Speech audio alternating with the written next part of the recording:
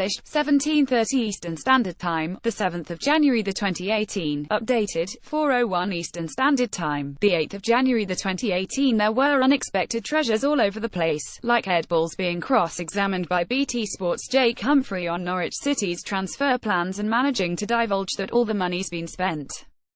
Alan Shearer also offered a memorable, unprintable repost on Twitter on Friday night to those Liverpool fans currently hurling personal abuse at me, my wife and kids because I happen to disagree with your opinion about the penalty decision, but above all, this was the weekend which restored us to football the way it used to be. If there was more coverage of this kind, the sports broadcasters may stem the tide of viewers switching off in droves. Ed Balls provided a slice of TV magic after admitting Norwich had spent their transfer budget. Alan Shearer offered a frank and honest rebuke to Twitter trolls abusing him, and his familiar Premier League soundtrack, with its usual managerial bile, raged away in the background. Jose Mourinho called Antonio Conte a match fixer. Conte called Mourinho a little man. What sophistication they have brought to our shores.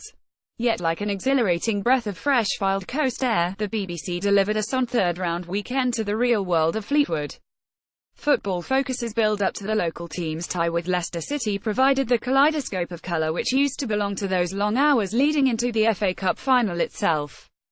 Codheads, as they call themselves, let the world into their club. So we witnessed manager Ivo Rosala, perched in his dugout with Dan Walker, explaining why selling players is a primary aim.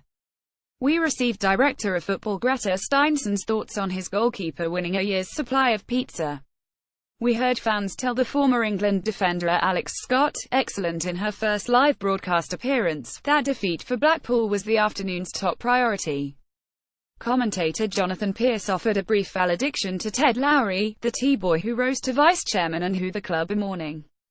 It was a million miles from Manchester United, consigned to BBC local radio for once. There were setbacks. Fleetwood's game delivered neither goals nor Jamie Vardy, who was injured. This put a spoke in the programme editor's plans, since the BBC had billed the striker's return to the club which launched him as the Vardy Derby, and had prepared one of those slick goal sequences. Chris Neal won a year's worth of pizza from shirt sponsor Papa John's for keeping a clean sheet. They ran the sequence anyway, though Vardy couldn't bring himself to offer up just a couple of minutes of his time to join the programme. Vardy was genuinely annoyed about his groin injury so wouldn't be talking, explained Walker. On the opposite side of the country, at Carrow Road a few hours later, BT Sport mined the same rich seam, with a broadcast which entailed Humphrey, a Norwich fan, marching through the back corridors to meet interviewees strewn in his path. Chairman Balls trying to spin Norwich not needing to raise funds in this window, as a reason for good cheer was compelling. BT Sport's offer of virtual reality, 360-degree replays of the goals, or some such, didn't work so well in a goalless draw. But this was not so far behind the BBC's level. So, now we return to the swagger and spite of football's main theatre.